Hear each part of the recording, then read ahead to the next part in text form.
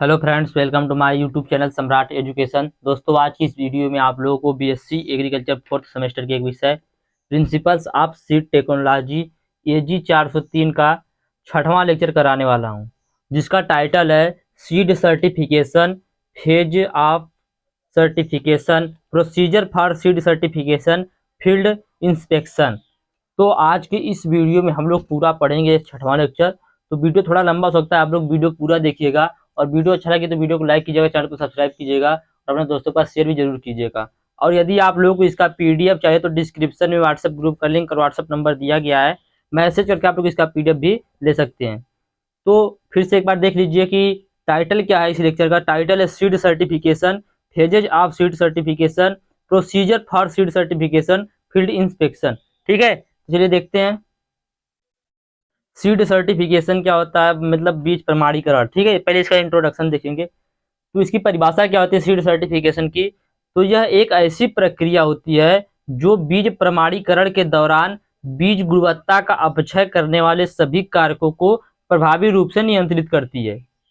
तो इसका क्या मतलब है, तो यह बोल रहा है कि जो सीड सर्टिफिकेशन होती है, बीज प्रमाणीकरण प्रक्रिया होती है, यह एक ऐसी प्रक्रिया होती है जो प्रमाणीकरण के दौरान, जब बीज का प्रमाणीकरण होता है उसी के दौरान क्या हो जाता है कि बीज की गुणवत्ता का जो अपक्षय होता है, अपक्षय मतलब दोस्तों खराब करने वाला, उसके अंदर कमी करने वाला जो कारक होता है उसको नियंत्रित करता है। ठीक है, तो वही होता है सीड सर्टिफिकेशन।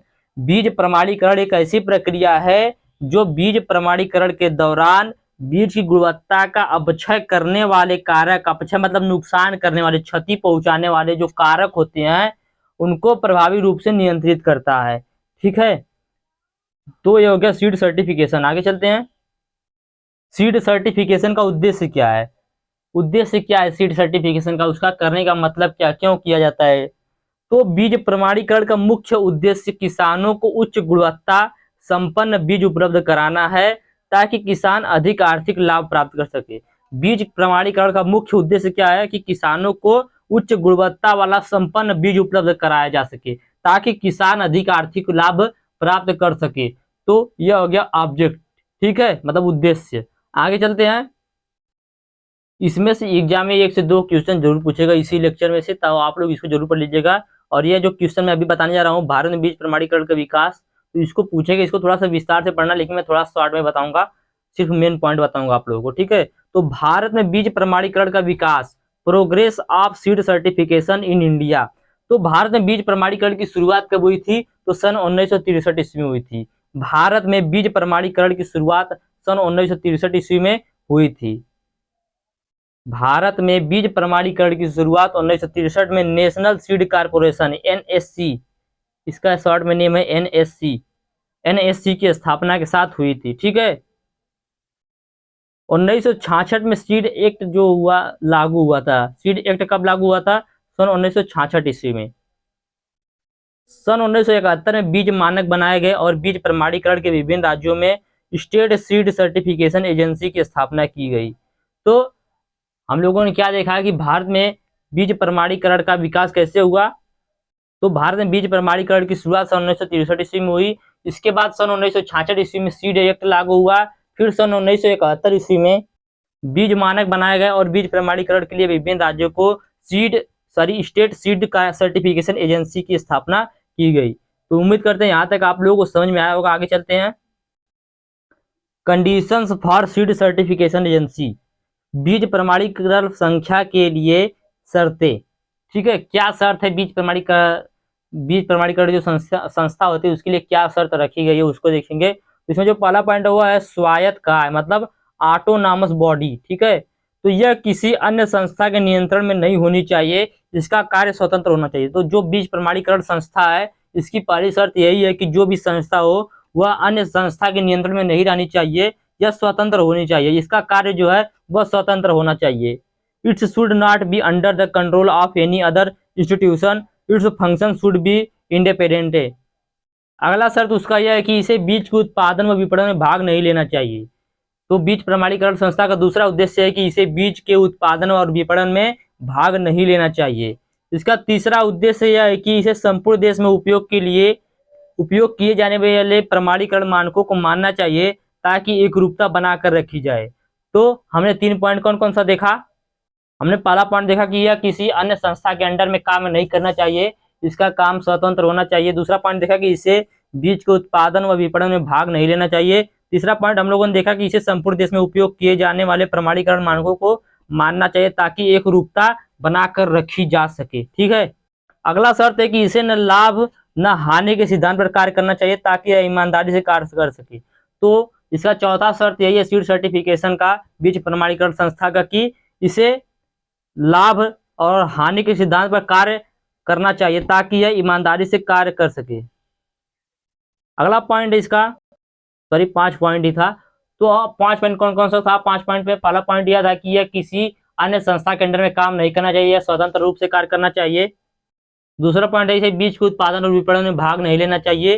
तीसरा उद्देश्य इसका, सॉरी तीसरा शर्त क्या था। तीसरा शर्त यही था कि इसे संपूर्ण देश में बीज प्रमाणीकरण मानकों को मानना चाहिए ताकि एकरूपता बनी रहे। उसका लास्ट पॉइंट था कि इसे न लाभ और न ही हानि के सिद्धांत पर कार्य करना चाहिए ताकि यह ईमानदारी से कार्य कर सके। तो यह शर्तें थी 5। आगे चलते हैं। बीज प्रमाणीकरण की विधि, प्रोसीजर ऑफ सीड सर्टिफिकेशन। बीज प्रमाणीकरण की क्या विधि है। तो इसके कुल 4 चरण होते हैं। बीज प्रमाणीकरण के कुल 4 चरण होते हैं। पहला चरण होता है आवेदन, मतलब क्या कहता है, इसमें आवेदन दिया जाता है, एप्लीकेशन दिया जाता है। ठीक है। दूसरा होता है सत्यापन, इसमें वेरिफिकेशन किया जाता है सीड इंस्पेक्टर के द्वारा। ठीक है। तीसरा होता है निरीक्षण, तो इनमें भी निरीक्षण किया जाता है। और लास्ट वाला होता है टैगिंग व सीलिंग, मतलब दोस्तों टैग लगाया था और सेल किया था उसको। ठीक है। ये 4 स्टेप होते हैं बीज प्रमाणीकरण के लिए। पहला होता है आवेदन, दूसरा सत्यापन, तीसरा निरीक्षण, चौथा टैगिंग व सीलिंग। ठीक है। तो सबसे पहले देखेंगे हम लोग एप्लीकेशन। आवेदन एप्लीकेशन, तो कोई भी व्यक्ति या संस्था जो प्रमाणीकृत बीज उत्पादन करना चाहते हैं उन्हें राज्य से संबंधित स्टेट सीड कारपोरेशन एक्ट में, सॉरी एजेंसी में आवेदन करना होता है। SSCA का फुल फॉर्म होता है स्टेट सीड कारपोरेशन एजेंसी। ठीक है। State seed corporation agency, sorry certification agency होगा, सॉरी गलती से कारपोरेशन हो गया। तो क्या बोल रहा है, आवेदन करने के लिए क्या होना चाहिए। कोई भी व्यक्ति या संस्था जो प्रमाणीकृत बीज का उत्पादन करना चाहता है उन्हें राज्य से संबंधित SSCA state seed certification agency में आवेदन करना होता है। यह प्रत्येक राज्य के लिए विशिष्ट होती है। जैसे उदाहरण दिया गया है कि RSSOCA Rajasthan state seed and organic certification agency, यह राजस्थान के लिए दिया गया एग्जाम्पल। आवेदन के साथ निर्धारित आवेदक शुल्क जमा करना होता है। तो आवेदन करने के लिए हमें क्या करना चाहिए। आवेदन करने के लिए कोई भी व्यक्ति या कोई भी संस्था जो प्रमाणीकृत बीज का उत्पादन करना चाहती है उन्हें राज्य से संबंधित स्टेट सीड सर्टिफिकेशन एजेंसी में आवेदन करना होता है। उसके साथ उसे निर्धारित आवेदन शुल्क को भी जमा करना पड़ता है। तो यह हो गया एप्लीकेशन। अब दूसरा पॉइंट देखेंगे, वेरिफिकेशन, सत्यापन। आवेदन प्राप्त होने पर स्टेट सीड सर्टिफिकेशन एजेंसी यह सत्यापन करती है कि बीज किस्म नोटिफाई है, बीज स्रोत मान्य है और आवेदन फीस भरी है। यह 3 चीज जो होता है वह कौन सत्यापित करता है, स्टेट सीड सर्टिफिकेशन एजेंसी सत्यापित करती है कि जो बीज है क्या वह बीज का किस्म नोटिफाई है, बीज का स्रोत मान्य है और आवेदन, जो आवेदन करने का फीस होता है एप्लीकेशन फॉर्म का, वह फीस भरी गई है कि नहीं। इन 3 चीजों का सत्यापन कौन करता है, स्टेट सीड सर्टिफिकेशन एजेंसी। यदि तीनों आवश्यकताएं पूर्ण होने पर आवेदन को स्वीकार कर लिया जाता है। यदि जो तीनों आवश्यकताएं यह पूर्ण रहेंगी तो आवेदन को क्या कर लिया जाएगा, स्वीकार कर लिया जाएगा। यदि उपरोक्त 3 में से कोई भी एक पूर्ण नहीं होगा तो दोस्तों सीड सर्टिफिकेशन जो होगा यहीं से आवेदन को निरस्त कर दिया जाएगा, एप्लीकेशन को निरस्त कर दिया जाता है। तो एक बार फिर से इसको आप लोग देख लीजिए कि आवेदन प्राप्त होने पर SSCA state seed certification agency यह सत्यापन करती है कि बीज का किस्म नोटिफाई है, बीज स्रोत मान्य है और आवेदन फीस भरी है। यदि तीनों आवश्यकता पूर्ण होने पर आवेदक को स्वीकार कर लिया जाता है। यदि उपरोक्त तीनों में से कोई भी एक आवश्यकता पूर्ण नहीं है तो आवेदन को वहीं से निरस्त कर दिया जाता है। तो यह दूसरा स्टेप होता है। ठीक है। आगे चलते हैं। आवेदन के स्वीकार होने पर बीज उत्पादक को कुछ अन्य शुल्क जमा करने पड़ते हैं। तो एप्लीकेशन जब आपने फॉर्म भरा था उस समय आप लोगों को कुछ शुल्क जमा करने पड़े थे। उसके बाद जब आपका निरीक्षण होगा, सॉरी सत्यापन होगा, आपको एप्लीकेशन जब फॉर्म भरे थे आप लोग उस समय आप लोगों को कुछ फीस देना पड़ा था। उसके बाद जब आपका सर्टिफिकेशन हो जाएगा, सत्यापन हो जाएगा, तो उसके बाद जो बीज उत्पादक होगा या बीज उत्पादक संस्था होगी, उसे कुछ अन्य शुल्क जमा करने पड़ते हैं, जैसे निरीक्षण शुल्क। जो निरीक्षण करने वाला होता है उसको कुछ शुल्क देना पड़ता होता है, निरीक्षण शुल्क, बीज परीक्षण शुल्क, और शुल्क समय के अनुसार परिवर्तित भी हो सकता है। मतलब दोस्तों कभी मान लीजिए आज 10 रुपया आए तो कुछ टाइम बाद 12 रुपया हो जाएगा, 15 रुपया हो जाएगा। तो यही बोल रहा है कि शुल्क समय के अनुसार परिवर्तित हो सकता है। तो हम लोगों ने 2 पॉइंट देखा। पहला पॉइंट हम लोगों ने देखा कि जो भी आवेदन करने वाला संस्था होता है या कोई भी व्यक्ति होता है, उसे स्टेट सीड सर्टिफिकेशन एजेंसी को आवेदन देना पड़ता है। आवेदन देने के लिए उसे उचित मूल्य या उचित शुल्क जमा करना पड़ता है। उसके बाद क्या देखा हम लोगों ने? उसके बाद हम लोगों ने देखा क्या? सर्टिफिकेशन सत्यापन। सत्यापन के लिए 3 चीज का रिक्वायरमेंट होता है। यदि आपका वो जो तीनों चीज रिक्वायरमेंट है वह पूर्ण है तो आपको सर्टिफिकेशन के लिए मान्य कर दिया जाता है। यदि तीनों में से कोई भी एक अपूर्ण है तो वहीं से आपको जो एप्लीकेशन होता है उसे निरस्त कर दिया जाता है। उसके बाद यदि आपका एप्लीकेशन वहां से पास हो गया है तो आप लोगों को वहां पर आवेदन का स्वीकार होने के बाद कुछ शुल्क जमा करना पड़ता है। जैसे कौन कौन सा शुल्क जमा करना पड़ता है? निरीक्षण शुल्क, बीज परीक्षण शुल्क, ये सब जमा करना पड़ता है। आगे चलते हैं, देखते हैं तीसरा स्टेप क्या है। तीसरा स्टेप है निरीक्षण। तो सत्यापन होने के बाद क्या किया जाएगा? उसका अब निरीक्षण किया जाएगा। निरीक्षण को कहते हैं इंस्पेक्शन।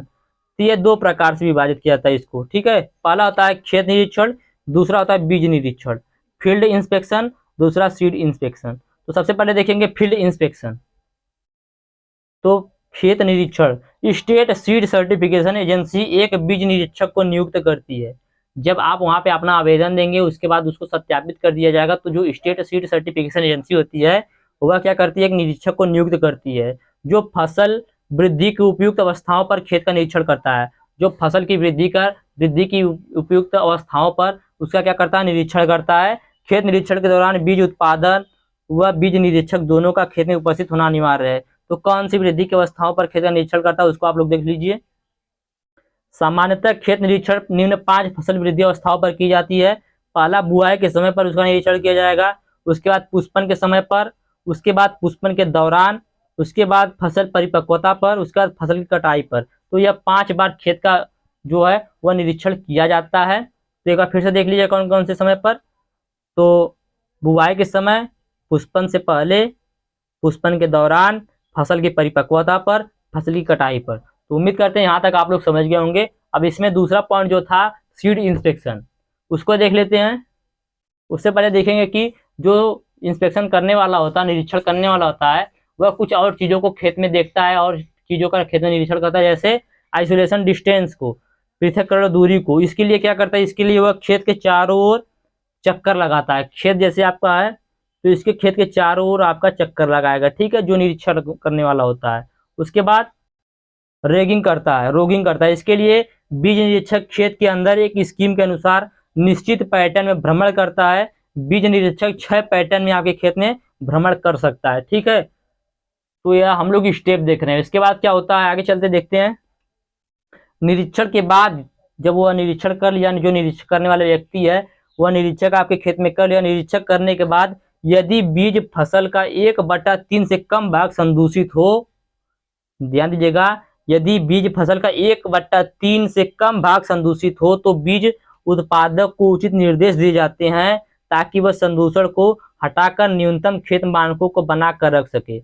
यदि बीज फसल का 1/3 या इससे अधिक भाग संदूषित हो तो इसे यहीं से निरस्त कर दिया जाता है। तो यहाँ पर ध्यान दीजिएगा कि यदि बीज फसल का 1/3 से कम भाग संदूषित होगा तो वो आपको निर्देश देगा कि आप इस प्रकार से अपने खेत के संदूषण को कम करिए, और यदि 1/3 से अधिक होगा तो वहीं से आपके फार्म को निरस्त कर दिया जाता है, ठीक है। आगे चलते हैं। यदि सभी कारक खेत मानकों के अनुरूप हो तो प्रमाणीकरण के लिए स्वीकार कर लिया जाता है। यदि सभी मानक जो है वह खेत मानकों के अनुरूप हो तो प्रमाणीकरण के लिए स्वीकार कर लिया जाता है। यदि कुछ कारक संदूषण उत्पन्न कर रहे हो तो बीज उत्पादक को उचित निर्देश दिए जाते हैं। यदि खेत की संपूर्ण दशा खेत मानकों से भिन्न हो तो इसे निरस्त कर दिया जाता है। तो वही पॉइंट यहाँ पर फिर से बता रहा है कि यदि खेत की संपूर्ण दशा खेत मानकों से भिन्न हो तो इसे निरस्त कर दिया जाता है। यदि कुछ कारक संदूषण उत्पन्न कर रहे हो तो बीज उत्पादक को उचित निर्देश दिए जाते हैं कि अपने खेत के संदूषण को कम कर सके। आगे चलते हैं। इसमें दोस्तों अगला पॉइंट है minimum number of field inspection.